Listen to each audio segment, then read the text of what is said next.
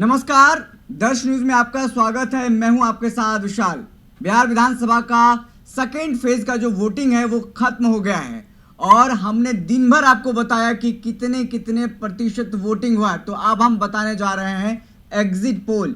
Exit poll चुनाव के बाद बहुत मायने रखता है, कौन किस विधानसभा से आगे चल रहा है, कौन पीछे चल रहा है, क्योंकि दर्श न्यूज लगातार कई विधानसभा घूम घूम कर वहाँ के मुद्दे समझने की कोशिश की है, जनता की परेशानी समझने की कोशिश की है, कौन आगे है कौन पीछे है ये हमने जाना है। और आज हम राजधानी पटना जिले की जो 14 विधानसभा सीटें हैं उसका एग्जिट पोल आपको बताएंगे। और इन तमाम विषयों पर बातचीत करने के लिए हमारे साथ मौजूद है हमारे सहयोगी अनुराग गोयल जी और तमाम विषयों पर चर्चा करेंगे। सर, सबसे पहले राजधानी पटना की बात करें तो इसमें 14 विधानसभा सीट हैं, जिसमें कई सीटें जो हॉट सीट मानी जाती है। पहला सीट है देखिए बाढ़ हो गया, फिर मोकामा हो गया और बख्तियारपुर। इन तमाम सीटों पर जिस तरीके से हमारे रिपोर्टर्स वहां पर जाकर के रिपोर्टिंग किए हैं, उससे तमाम जो तस्वीरें हैं वो निकल करके सामने आई है। और जो एग्जिट पोल निकला है, क्या कुछ कह रहा है सर? बिल्कुल विशाल, अपने दर्शकों को हम बता दें कि ये पहले चरण में पटना जिले में तमाम जो 14 सीटें हैं उन पर चुनाव हुए थे और वहां पर बम्पर वोटिंग हुई थी। पहले चरण में याद है कि बम्पर वोटिंग हुई थी और पहले चरण में पटना में भी जो आंकड़े हैं काफी बदल गए थे। तो हम सबसे पहले अपने दर्शकों को वो आंकड़ा बता देते हैं जो पटना से निकलकर सामने आया। देखिए, पटना के जो ग्रामीण इलाके हैं, जो पटना के आसपास के इलाके हैं, जैसे कि मोकामा, बाढ़, अपने विक्रम, पाली और ये तमाम जो मनेर के जो जिले हैं, वहाँ जो क्षेत्र हैं वहां पर बम्पर वोटिंग हुई। लेकिन पटना शहरी क्षेत्र की बात करें तो पिछले बार के मुकाबले ज्यादा हुआ, लेकिन वो भी अगर कहा जाए कि संतोषजनक नहीं थे। तो एक मोटा मोटी हम आंकड़ा अपने दर्शकों को बता देते हैं जल्दी जल्दी में कि मोकामा में जो वोटिंग हुई 2025 में सबसे ज्यादा विशाल आपको बताएं 64%। हालांकि इससे भी ज्यादा हुई है पटना जिले में, वो भी बताएंगे। 64% जो है मोकामा में, 64.77% मोकामा में ज्यादा वोटिंग हुई। पिछली बार आपको बता दें 2020 में 54.03%। अब समझ सकते हैं विशाल, इससे अंदाजा लगा सकते हैं कि लगभग 10% ज्यादा मोकामा में वोट पड़े हैं, वोटिंग हुई है। उसके अलावा बाढ़ की बात करें तो बाढ़ में 64% मतदान हुए थे पिछली बार, और इस बार पिछली बार 53% मतदान हुए थे, 53.75%, और इस बार जो है 64% आंकड़ा पार कर गया, यानी यहाँ भी 10%। बिल्कुल। तो मोटा मोटी हम आंकड़ा जो बता रहे हैं अपने दर्शकों को कहीं ना कहीं समझाने के लिए कि अब इन आंकड़ों पर जिस तरह से सियासत हुई चुनाव के बाद, जो नेता हैं वो कह रहे थे कि ये जो आंकड़े बढ़े हैं वो कहीं ना कहीं दिखाते हैं कि एंटी इनकम्बेंसी है, जो विपक्ष का है वो उसका कहना है कि सरकार के खिलाफ ये मतदान किया गया है। हालांकि सरकार के लोग कह रहे हैं कि नीतीश कुमार ने जो काम किया है उसके नाम पर वोट पड़े हैं। तो ऐसे में पटना का मिजाज क्या रहेगा, ये हमारे दर्शकों को बताना है। थोड़ा सा और आंकड़ा बता दें, ग्रामीण इलाकों में जो विक्रम मसौड़ी विधानसभा है 69.11% मतदान हुआ यहाँ पर। पिछली बार 58.40% हुआ था। समझना होगा इन आंकड़ों को विशाल। और उसके अलावा पालीगंज की अगर बात कर ले तो पालीगंज में 63.87% मतदान हुए हैं और पिछली बार हुए थे 58.66%। बिल्कुल। और सबसे ज्यादा पटना जिले में विक्रम विधानसभा जो है वहां पर 69.49% मतदान हुए इस बार, 57% पिछली बार हुए थे उसके मुकाबले। तो आप समझ सकते हैं 12% का इजाफा। हर विधानसभा में कुछ न कुछ प्रतिशत का बढ़ोतरी देखने को मिल रहा है। काफी बढ़ोतरी। और थोड़ा सा शहरी इलाकों के बारे में भी बता दें, जहां पर हमेशा मतदाता जो है उत्साहित उतने नजर नहीं आते हैं। शहरी क्षेत्रों की बात कर रहे हैं हम। दीघा, बांकीपुर, कुम्हरार, पटना साहिब की अगर बात कर ले तो दीघा में 42.76%। पिछली बार हुए थे 36.86%। उसके अलावा बांकीपुर की बात करें तो 41.32%। पिछली बार हुए थे 35.85%। बांकीपुर कुम्हरार की बात करें तो 40.17% और पिछली बार हुए थे 35.22%। बिल्कुल। इन आंकड़ों का भी अगर कहा जाए तो काफी मायने है। पटना साहिब का भी बता दें आपको, पटना साहिब में इस बार अच्छी वोटिंग हुई है 60.27%। पिछली बार 52.22% जो मतदान हुआ था, यानी हर बार हर जगह 8% का बढ़ोतरी एक बड़ा मायने बताता है। बिल्कुल। शहरी क्षेत्रों में भी अगर कहें तो 5-7% से लेकर 8% तक जो है शहरी क्षेत्रों में भी मतदान बढ़े हैं।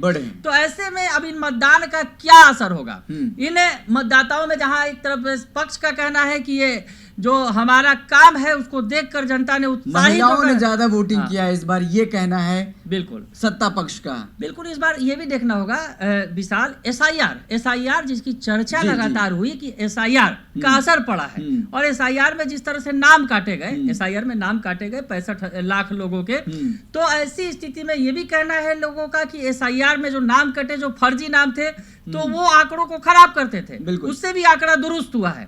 यानी अगर कहा जाए कि कुल जमा लोग आए उतरे ही, और एसआईआर के आंकड़ों ने इसको बढ़ा दिया। तो खैर जो भी है, ये तमाम चीजें निकलकर सामने आई हैं, लेकिन अब हम लोगों को सीट वाइज बात करनी होगी कि आखिर कौन कहां से जीतेगा। तो आप विशाल, आपने भी वो आंकड़ा देखा है, हमने और आपने मिलकर जो है, और जो हमारे संवाददाता हैं जो लगातार जगहों पर घूमते रहे और आकलन करते रहे कि आखिर कहाँ क्या होने वाला है, किस तरह से है। तो सबसे पहले हमको लगता है कि हम लोग जो पटना साहिब की सीट है उस पर चलते हैं, और पटना साहिब की सीट पर क्या होगा। पटना साहिब में शशांक शेखर जो कांग्रेस के कैंडिडेट हैं, प्रत्याशी हैं, और उसके अलावा रत्नेश कुशवाहा जो बीजेपी के कैंडिडेट हैं। आमना सामना मुकाबला है, सीधा मुकाबला है। हालांकि कई सारे सीटों पर जन सुराज ने जरूर एंगल बनाने की कोशिश की है, मुकाबले को त्रिकोणीय बनाने की कोशिश की है, उन सीटों की भी चर्चा करेंगे। लेकिन यहाँ मुकाबला सीधा है। अब क्या होगा, इसमें बड़ा सवाल यह है, तो जो हमने जो रुख लगाया, जो अनुमान लगाया, जो जनता से बातचीत हुई, और जो एग्जिट पोल जो हुआ था पटना में, उसके बाद पोल के बाद जो हमने बातचीत की थी, तो क्या कुछ निकलकर सामने आया। शशांक शेखर की बात करें तो शशांक शेखर युवा हैं, IITian हैं, IIM पास आउट हैं, तो कहीं ना कहीं एक जो तेजस्वी यादव जो बार बार कह रहे हैं कि युवा सरकार, और उस युवा सरकार में बड़ी भूमिका शशांक शेखर की हो सकती है। कांग्रेस के कैंडिडेट हैं, युवा हैं, और बिल्कुल अगर यूं कहा जाए कि ये जनसुराज की टीम से भी जुड़े हुए थे, और वहां पर आईपैक जो कंपनी है उसके तहत जो रणनीतियां बनाई जाती थी, जो चुनावी रणनीति, तो चुनावी रणनीति में माहिर हैं शशांक शेखर। तो उन्होंने काफी अच्छी से रणनीति सजाई अपनी। रत्नेश कुशवाहा की बात करें तो वो अकेले, अगर यूं कहा जाए, नए थे, और कहीं ना कहीं जो बातें निकलकर सामने आई कि रत्नेश कुशवाहा को बहुत सपोर्ट नहीं मिला, जो बीजेपी के कोर वहां जो सपोर्टर हैं, समर्थक हैं, रत्नेश कुशवाहा जो नए थे और यहाँ पर दिग्गज थे पहले, जो विधानसभा अध्यक्ष थे नंदकिशोर यादव, कहीं ना कहीं ये नाराजगी थी। तो ऐसी स्थिति में विशाल, जो हम लोग अंदाज लगा रहे हैं, जो हमारा एग्जिट पोल कह रहा है कि यहाँ कांग्रेस को एज मिल रहा है। बिल्कुल कांग्रेस को एज मिल रहा है, क्योंकि युवा हैं कैंडिडेट, और उसके अलावा जिस तरह से महागठबंधन जो युवाओं को लेकर के इंटैक्ट हो रहा है, तेजस्वी यादव के प्रति रुख बता रहा है कि तेजस्वी यादव नौकरी की बात करते हैं और युवाओं की बात करते हैं। लगातार वो कहते हैं हमारी सरकार आएगी तो हर घर से एक आदमी को नौकरी दिया जाएगा। मतलब युवाओं के प्रति जो रुझान उनका है वो दर्शाता, जिसके कारण शशांक शेखर भी ये युवा है। तो कहीं ना कहीं यहाँ पर हम एज देना चाहेंगे शशांक शेखर को, यानी ये जो सीट है कांग्रेस के झोली में जा सकती है। विशाल आगे बढ़े, कुम्हरार की बात कर ले। कुम्हरार, बांकीपुर और दीघा, ये जो है करीब करीब लगभग एक जैसी सीटें हैं, जहां पर अगर यूं कहा जाए कायस्थ मतदाता हैं काफी संख्या में है, और कायस्थ मतदाताओं की नाराजगी इस बार काफी देखने को मिली थी। विशाल, जिस तरह से कायस्थ मतदाताओं का टिकट काट दिया, कायस्थ उम्मीदवार का टिकट काट दिया गया, अरुण सिन्हा थे जो कुम्हरार से, उनका टिकट काट दिया गया। तो ऐसे में कहीं कहीं नाराजगी थी, और चाहते थे जो यहाँ के लोग हैं कि कायस्थ के बदले कायस्थ को ही मैदान में उतारा जाए।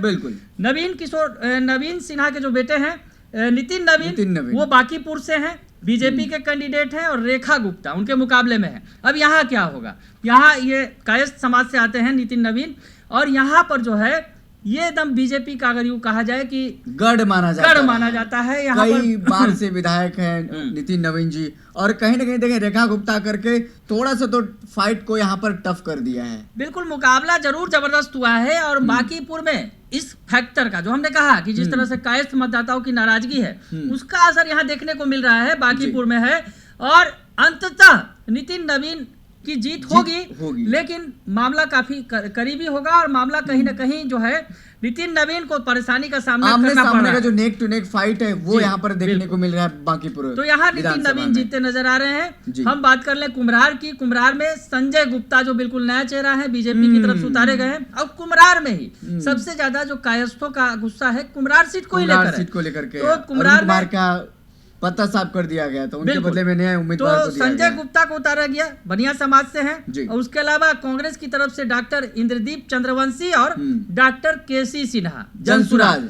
यहाँ पर मुकाबला बिल्कुल त्रिकोणीय है। क्योंकि जनसुराज की- जनसुराज ने किसी सिन्हा को उतारा जो कि प्रबुद्ध और पढ़े लिखे हैं। बिल्कुल उनके किताब पढ़कर के लोगों ने बिल्कुल बड़े हमने भी हुए, पढ़ा है हाँ, खुद बिल्कुल। बचपन में मैंने भी केसी सिन्हा का किताब जी, पढ़ा। जी, और जी। केसी सिन्हा एक शख्स हैं जो जाते थे चुनाव प्रचार में तो लोग उनके पैर छूते पैर थे। छू करके मतलब गुरु जी अगर कहा जाए, केसी सिन्हा कायस्थ समाज से आते हैं, तो कहीं ना कहीं ये बड़ा फैक्टर यहाँ बने पर हैं। जनसुराज ने बड़ा गेम किया है यहाँ पर। हाँ। आप देखिएगा तो जिस तरह जाति समीकरण की बिहार में बात होती है, इनके जी, बिना राजनीति अधूरा है। तो जनसुराज भी यहाँ पर एक बड़ा गेम किया। केसी सिन्हा जिस जाति से आते हैं वहाँ पर उस जाति का प्रभुत्व है, बिल्कुल। बहुलता देखा तो जा रहा है। जनसुराज यहाँ बड़ा फैक्टर है। लेकिन विशाल बात यहाँ ये हो जाती है कि जनसुराज ने वोट काटा है बड़े पैमाने पर, बिल्कुल। लेकिन बीजेपी के साथ जो और अन्य वोटर हैं यहाँ पर जो है वो बीजेपी के साथ है।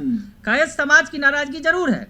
तो अगर आखिरी जो परिणाम है, जो हमने आकलन किया है, जो हमने समझा है, लोगों से बातचीत किया है आपने और तमाम हमारे संवाददाताओं ने, तो उस मुकाबले में बीजेपी के संजय गुप्ता आखिरी दौर में बाजी जीतेंगे, लेकिन काफी मार्जिन काफी कम होगी। मुकाबला जो है काफी टफ है। और यहाँ पर जो कहा जा सकता है कि ये मुकाबला काफी ज्यादा टफ है, अगर यूं कहा जाए हर जगहों के मुकाबले के उसमें। और कुम्हरार की बात हो गई, बांकीपुर की, पटना साहिब का हमने जिक्र कर लिया, और एक दीघा की बात कर ले तो दीघा में भी मुकाबला जो है त्रिकोणीय है। दीघा में भी संजीव चौरसिया बीजेपी की तरफ से हैं, जो वर्तमान में विधायक है, कैंडिडेट भी है। दिव्या गौतम CPI-ML की हैं और बिट्टू सिंह जनसुराज से। बिट्टू सिंह जो है यहाँ पर काफी मजबूती से जो है काफी मेहनत करते नजर आ रहे थे, काफी मेहनत किया है। और बिट्टू सिंह का जो है यहाँ पर दिख रहा है, लोगों के समर्थक उनके जो हैं वो नजर आ रहे हैं। और दिव्या गौतम जो CPI-ML की उम्मीदवार हैं, पढ़ी लिखी हैं, पटना कॉलेज से पढ़ी लिखी हैं, वहाँ पर पढ़ाती भी थी। उनका एक अलग लोगों के प्रति रुझान बिल्कुल। दिव्या गौतम से इसलिए भी एक है कि सुशांत सिंह राजपूत से जो है उनकी बहन है, तो वो एक फैक्टर बड़ा वो भी रहा है। कहीं ना कहीं ये मीडिया में फ्रेम में रही है। पूरा रुतबा और फिर कहें सामाजिक समीकरण उसमें वो फिट बैठती हैं। तो बिल्कुल यहाँ मुकाबला टफ है। और आखिरी में अगर यूं कहा जाए कि संजीव चौरसिया और दिव्या गौतम के बीच ही मुकाबला है। और इसमें संजीव चौरसिया को उम्मीद है कि बाजी निकाल लेंगे आखिरी दौर में ही। ये सीटें जो है इतनी आसान नहीं है, इस बार काफी समीकरण काफी बदले हैं, लेकिन कहीं ना कहीं जो दीघा में आखिरी बाजी संजीव चौरसिया के हाथ लग सकती है। बात करेंगे फतुआ की। फतुआ में रामानंद यादव हैं, RJD के दिग्गज नेता हैं। रूपा कुमारी उनके मुकाबले में है LJPR यानी चिराग पासवान की पार्टी को पटना जिले की कई सीटें दी गई हैं, उसमें एक सीट ये भी है फतुआ की। तो फतुआ में रामानंद यादव ही आगे हैं, RJD जीत रही है। फतुआ की बात कर ले तो, क्योंकि रामानंद यादव का जो रुतबा दबदबा है लंबे वक्त से आ रहा है, और रूपा कुमारी उस मुकाबले काफी नई है। तो ऐसी स्थिति में रामानंद यादव के जो है समर्थक हैं वो गोलबंद होकर उन्होंने वोटिंग की है। तो फतुआ में रामानंद यादव जीत रहे हैं। मनेर की बात कर ले, मनेर में भी कुछ मामला जो है त्रिकोणीय दिख रहा है। मनेर की बात करें तो भाई वीरेंद्र RJD से हैं, जो कद्दावर नेता हैं RJD के। बिल्कुल अगर कहा जाए कि उनका लालू परिवार में पैठ है और उनके लिए लोग प्रचार भी उन्होंने किया। तेजस्वी ने भी जोर लगाया और लालू परिवार से भी है, कई बार से वो विधायक रहे हैं। बिल्कुल। हालांकि इस मुकाबले को दिलचस्प बनाया LJPR जो NDA के कैंडिडेट हैं, चिराग पासवान यादव उम्मीदवार को उतारा था। बिल्कुल, जितेंद्र यादव। यहाँ जो है ये यादवों का गढ़ अगर कहा जाए मनेर को, यादव वर्सेस यादव की लड़ाई हर बार होती रही है यहाँ पर। और शंकर कुमार जो JJD के उम्मीदवार हैं, कहीं ना कहीं वो जो है इसमें एक त्रिकोणीय मुकाबला बना रहे हैं। यहाँ पर अगर बात करें मोकामा की तो JJD के जो उम्मीदवार है यानी तेज प्रताप यादव ने कहा था कि हम भाई वीरेंद्र के खिलाफ मजबूत उम्मीदवार उतारेंगे। तो तेज प्रताप यादव ने भी पूरी ताकत लगाई, क्योंकि भाई वीरेंद्र और तेज प्रताप का 36 का आंकड़ा है। तो तेज प्रताप तो अब लालू परिवार से अलग हो चुके हैं, अपना अलग रास्ता उन्होंने अपनाया है। तो ऐसे में उन्होंने भी जोर लगाया है। हालांकि बाजी अंततः भाई वीरेंद्र के हाथ में ही जाती दिख रही है। वो अंततः जो परिणाम है वो RJD के पक्ष में जाता दिख रहा है। फुलवारी का मामला भी काफी दिलचस्प है। श्याम रजक जो पुराने दिग्गज हैं फुलवारी के, JDU से मैदान में फिर से उतरे हैं, और उनके मुकाबले गोपाल रविदास जो CPI-ML के हैं, विधायक भी हैं वर्तमान में, उनको उतारा गया है। मुकाबला सीधा सीधा है। और यहाँ भी मुकाबला काफी अगर यूं कहा जाए कि आमने सामने का है, नेक टू नेक वाला मामला है। और श्याम रजक के हाथ में बाजी जा सकती है, जैसा कि संभावना जताई जा रही है, जैसा कि बातचीत के आधार पर हम आपको बता रहे हैं। एग्जिट पोल हम आपको बता रहे हैं जो हमारे दर्शक हैं उनके लिए, क्योंकि अब दूसरे चरण का भी चुनाव समाप्त हो गया है और उसके बाद अब एग्जिट पोल का दौर चल रहा है। 2 दिनों तक एग्जिट पोल में आप घूमते फिरते रहेंगे, देखते रहेंगे कौन जीत रहा है कौन हार रहा है। 14 तारीख को तो रिजल्ट आ ही जाएगा, पूरा आपको बिल्कुल देखने को ही मिल जाएगा तो कौन जीत रहा है कौन आज हार तो रहा है। अब यहाँ से मुकाबला दिलचस्प हो गया, मैदानी जंग खत्म हो गई और अब जो है एग्जिट पोल का दौर है और उसके बाद तो रियल पोल आ जाएंगे। उसका पोल के जो नतीजे हैं वो आ जाएंगे। तो फुलवारी में श्याम रजक जेडीयू के हैं, उनको थोड़ी एज मिल रही है, हालांकि मुकाबला काफी सीट है, इसीलिए यहाँ पर श्याम रजक को बिल्कुल नहीं। गोपाल रविदास भी पिछली बार वो जीते थे और गोपाल रविदास भी काफी यहाँ पर चर्चित हैं इस इलाके में। हालांकि श्याम रजक जो है काफी पुराने दिग्गज हैं यहाँ के खिलाड़ी। पहले आरजेडी में थे, उसके बाद जेडीयू में गए। आरजेडी के बाद वो जेडीयू में गए और कई बार यहाँ से जीत चुके हैं, पाला बदलते जहां भी कुमार का आशीर्वाद है, साथ मिलता रहा लगातार उनको। बिल्कुल, तो ऐसे में श्याम रजक मंत्री भी रह चुके हैं लालू सरकार में और राबड़ी सरकार में, काफी लंबे वक्त तक मंत्री रहे थे और राम और श्याम की जोड़ी यहाँ पर काफी चर्चित रहती थी पटना में। राम भी है मैदान में इस बार, श्याम भी है और राम भी है। राम के पास चलते हैं, चल जाते हैं दानापुर में। दानापुर में देख लेते हैं क्या हालचाल है। दानापुर का आप बताइए विशाल, आपने दानापुर में घूमा, आप दानापुर में आपने जनता से बातचीत की। दानापुर में राम कृपाल यादव हैं एक तरफ बीजेपी की तरफ से, तो दूसरी तरफ विधायक हैं जो रीतलाल यादव जो हैं वो जो है उनका आमना सामना एकदम सीधा मुकाबला है और यहाँ पर काफी दिलचस्प मुकाबला है। देखिए अब आप बताइए, आपने दानापुर में अगर बात करें तो दानापुर में भी देखिए रीतलाल यादव जो निवर्तमान विधायक तो जेल में है। जेल में रहने के बावजूद भी उनकी जो बेटी है पूरा कमान पूरा मोर्चा संभाली हुई है, जगह जगह घूम करके प्रचार प्रसार कर रही है। और उनके पक्ष में कहा जा रहा था कि बेटी बनाम, अगर यूं कहा जाए राम कृपाल की लड़ाई थी, रीतलाल की बेटी बनाम क्योंकि उनकी पत्नी भी चुनाव मैदान से हट गई, वो भी प्रचार नहीं कर रही थी। उन पर भी आरोप लगाया गया कि वो शिक्षक हैं, वो नहीं कर सकती हैं। भाई को भी वापस जेल भेज दिया गया, रीतलाल खुद जेल में थे। तो ऐसी स्थिति में बेटी ने कमान अकेली बेटी ने पूरा कमान संभाला है और इसको समर्थन देने के लिए, उनको थोड़ा सा सपोर्ट करने के लिए राजद सुप्रीमो लालू प्रसाद या पटना से निकल गए थे और पूरा वहां पर सभा किया है। तो कहीं ना कहीं मुझे लग रहा है, और तमाम जो वहाँ के लोगों से बात करने की कोशिश करके, फिर जिस दिन देखिए वहाँ पे चुनाव हो रहा था, अगर हम 6 तारीख की बात करें तो वहाँ पर कुछ एक घाट से वहाँ पर नाव को रोक दिया गया था, जिसके बाद उनकी बेटी रो गई और एक दिन पहले उनकी बेटी रोई थी। उसके बाद वहाँ पूरा माहौल जो यादव जो बेल्ट है वो एकजुट होकर के रीतलाल यादव के लिए वोट कर दिया है। बिल्कुल, तो आपका जो कहना है कि रीतलाल यादव वहाँ एज लेते दिख रहे हैं, हालांकि राम कृपाल यादव की बात करें तो काफी पुराने दिग्गज हैं, वो भी लालू के करीबी रहे हैं। आरजेडी में राम और श्याम की जोड़ी होती थी, दाहिने बाएं रहते थे लालू यादव के। तो यहाँ राम कृपाल यादव पुराने हैं, सांसद भी रह चुके हैं, कई बार पटना के सांसद रहे हैं, लेकिन यहाँ पर रीतलाल यादव लीड लेते दिख रहे हैं, रीतलाल यादव बाजी मारते नजर आ रहे हैं। तो हम आगे बढ़ते हैं, विशाल बात कर लेते हैं मसौड़ी की। मसौड़ी में रेखा देवी आरजेडी की हैं और अरुण मांझी जेडीयू के हैं। रेखा देवी जिनका विरोध काफी हो रहा था विशाल, आपने देखा किस तरह से लालू आवाज पर लोगों ने डेरा डाल दिया था कि रेखा देवी को इस बार टिकट न दे। कैंडिडेट को टिकट दिलाने को लेकर के कई जो समर्थक अपने पे चाहने वाले लोग हैं वहां पर पहुंचे थे कि उनको टिकट ना दिया जाए। सीट है, ये भी सुरक्षित सीट है और यहाँ पर अरुण मांझी यहाँ से हैं, लेकिन बताया जा रहा है कि जो पूरा महागठबंधन का कुनबा है वो आखिर दौर में वो इंटैक्ट हो गया और बूथ पर जाकर के रेखा देवी के लिए पूरा एकदम वोट किया है।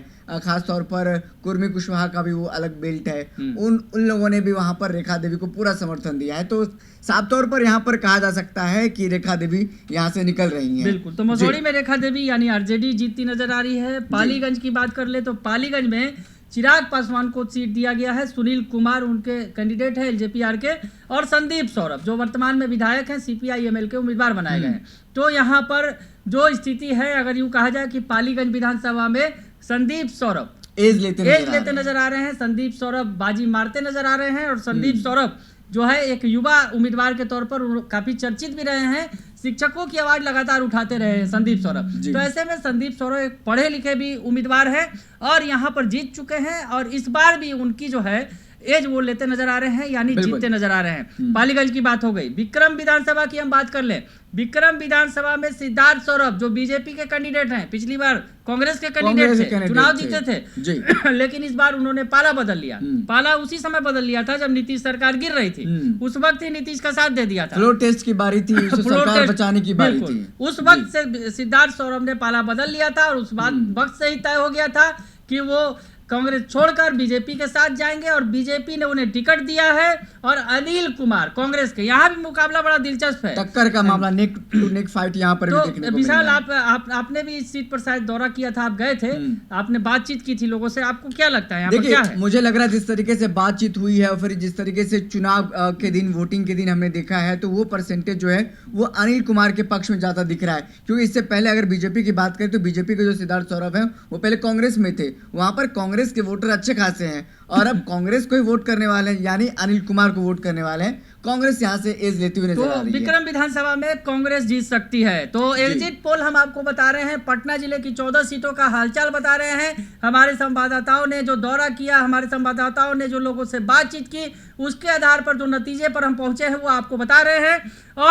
और कौन सी सीटें बची हैं? दानापुर की चर्चा कर ली हमने, पटना मोकामा, साहिब की बाढ़, है। बख्तियारपुर अभी बच गया है, बिल्कुल, 2-3 बिल्कुल, सीट तो जो कि महत्वपूर्ण हॉट है। सीट में से माना बिल्कुल, जाता है। बिल्कुल, मोकामा भी बिल्कुल। आप ही को बताना होगा विशाल। देखिए, मोकामा सबसे हॉट सीट है इन दिनों पूरा बिहार में। मोकामा पर नजर इसीलिए कि आनंद सिंह, सूरजभान सिंह एक तरफ, देखिए पीयूष प्रियदर्शी जनसुराज की तरफ से हैं, आनंद सिंह जदयू की तरफ से हैं और आरजेडी की तरफ से वीणा देवी सूरजभान सिंह की पत्नी है। यानी दो बाहुली के बीच में एक पीयूष प्रियदर्शी नजर आते हैं। बिल्कुल, जो मोकामा में जो कुछ हुआ, दुलारचंद यादव की हत्या हुई, उसके बाद एक अलग माहौल बन गया था। बिल्कुल। और जिस तरह से अगर वोटों का ध्रुवीकरण हो गया वहां पर, तो उसके बाद क्या माहौल लगता है कि किस तरह से हमें थोड़ा सा शहर में और टाल क्षेत्र में अगर अलग अलग बात करें तो टाल क्षेत्र में दुलालचंद यादव का पूरा पकड़ था और जिसके कारण माना जा रहा था कि पीयूष प्रियदर्शी को वहां पर ज्यादा वोट मिल सकता है, कुर्मी कुशवाहा और यादव का। लेकिन दुलालचंद यादव की हत्या हो गई है और पीयूष प्रियदर्शी जिसके कारण वो कमजोर हो गए हैं और यहाँ पर फाइट देखिए जदयू आरजेडी के बीच में है।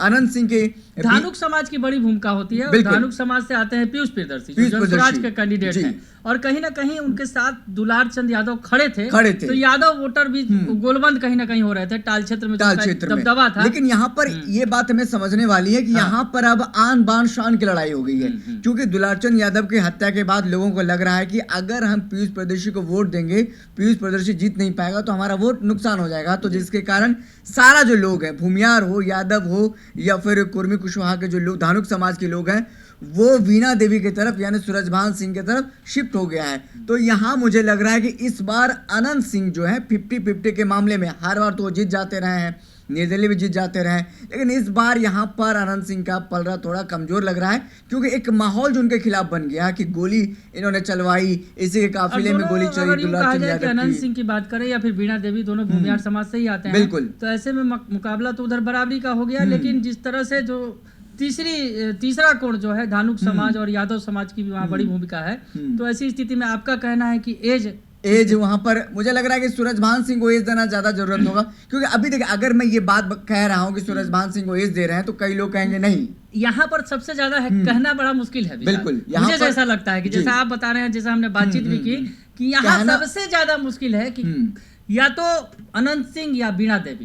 अब आप समझिए, आप फैसला कीजिए, लेकिन हम अंतिम फैसला नहीं कर पा रहे हैं जी। लेकिन क्योंकि यहाँ पर बहुत एज ऐसा जो लग रहा है कि 50-50 का चल रहा है, बराबरी का कांटे की टक्कर चल रहा है कि जो वहां पर तस्वीरें निकल कर सामने आई, जो वहां पर लोग कह रहे हैं, जो बातें कह रहे हैं, वहां पे एक भूमियार का भी एकदम टसल चल रहा है वहां पर। तो यहाँ पर 50-50 देखने को मिल रहा है। तो ऐसे अंततः किसी को तो जिताना होगा। आपके हिसाब से लिहाज से कौन मतलब थोड़ा सा भी एज लेता है? तो मुझे अगर एज थोड़ा सा दिया जाए तो नजदीकी आनंद सिंह को एज देना चाहेंगे यहाँ पर, क्योंकि देखिए वो एक जो साथ है, भूमियारों का साथ है, कई लोगों के साथ है, तो अनंत सिंह ही आखिर में निकल सकते हैं। तो अंततः मतलब अनंत सिंह की ही आप बात कर रहे हैं क्योंकि आप वहाँ गए थे, आपने काफी कवरेज किया है।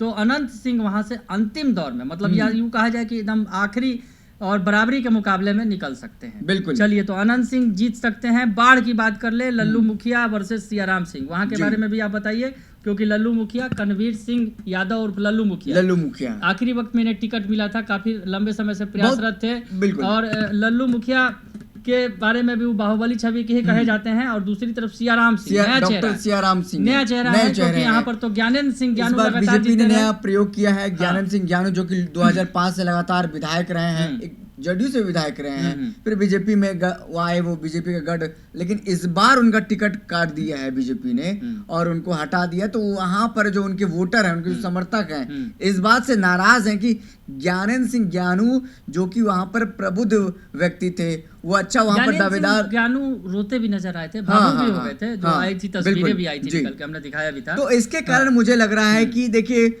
लल्लू मुखिया को एज मिलता नजर आ रहा है, एज मिलता है, मिलता दिख रहा है यहाँ पर, यानी लल्लू मुखिया जो आरजेडी के कैंडिडेट वो है, जीत बाढ़ से सकते वो हैं। जीत सकते हैं। बात अब रह गई बख्तियारपुर की। बख्तियारपुर में अनिरुद्ध कुमार जो वर्तमान में विधायक भी हैं, आरजेडी के हैं, और उनके मुकाबले में अरुण कुमार जो एलजेपीआर, ये जो है बीजेपी के ही कैंडिडेट थे, इनको एलजेपीआर से अगर उतार दिया, ये सीट नीतीश कुमार का जन्म स्थान है, ये सोच के बख्तियारपुर ये बहुत ज्यादा हॉट सीट में से एक है। बिल्कुल, तो इसका क्या नतीजा होगा? देखिए यहाँ पर अगर बात करें तो आरजेडी से अनिरुद्ध कुमार हैं और एलजेपीआर से है वर्तमान में, विधायक वर्तमान में है। और उन्होंने जमीन पर लोगों से जब हम बात कर रहे थे, लोग ये बता रहे थे, कई जगहों पे हम घूमे तो लोगों का कहना था कि विधायक मिलने के लिए नहीं आते हैं, एक बार जीत करके चले जाते हैं, विधानसभा में चले जाते हैं, लेकिन मिलने के लिए नहीं आते। लेकिन ये इनका जनता के बीच में जो अनिरुद्ध कुमार का जो कनेक्शन है वो बना हुआ है। तो मुझे लगता है कि यहाँ पर अनिरुद्ध कुमार निकल जाएंगे फिर से। एलजेपीआर जो चिराग पासवान की पार्टी कहना है कि बख्तियारपुर से अनिरुद्ध कुमार आरजेडी के जो विधायक हैं, वर्तमान में कैंडिडेट हैं, वो जीत रहे हैं। तो ये आकलन है विशाल, जो हमने बताया अपने स्तर से हम लोगों ने जो बातचीत की और लोगों से जो फीडबैक लिया है, ग्राउंड जो रिपोर्ट है, जो जनता से बातचीत हुई है, जो हमने रुझान देखा, वोट परसेंटेज देखा, उस अकॉर्डिंग हमें आखिरी आंकड़े तो 14 को ही आएंगे, 14 को ही आप विश्वास कीजिएगा। ये एग्जिट पोल है और ये एग्जैक्ट पोल नहीं है, ये एग्जिट पोल है। ये एक संभावना जो हम जताते हैं, जो लोगों से बात करने के बाद एग्जिट पोल उसी को कहते हैं कि हम आपस में चर्चा करके देखिए ऐसा हुआ है, वहां पर ये माहौल है। बिल्कुल। तो अब हम इस वीडियो को यहीं पर समाप्त करना चाहेंगे कि लंबा भी हो गया है, और फिर दूसरे विधानसभा और दूसरे जिलों की विधानसभा पर की ओर आगे बढ़ेंगे। लेकिन देखिए 2 चरण का जो मतदान वो खत्म हो गया, आखिरी अब रिजल्ट जो है वो 14 नवंबर यानी 14 तारीख को आना है। इसका इंतजार कीजिए। एग्जिट पोल आपको दिखा रहे थे पटना में जिला का 14 विधानसभा सीट का हमने आपको बता दिया। फिलहाल इस खबर में इतना ही, हमें दीजिए इजाजत, फिर मिलते किसी बड़ी खबर के साथ, तब तक के लिए शुक्रिया।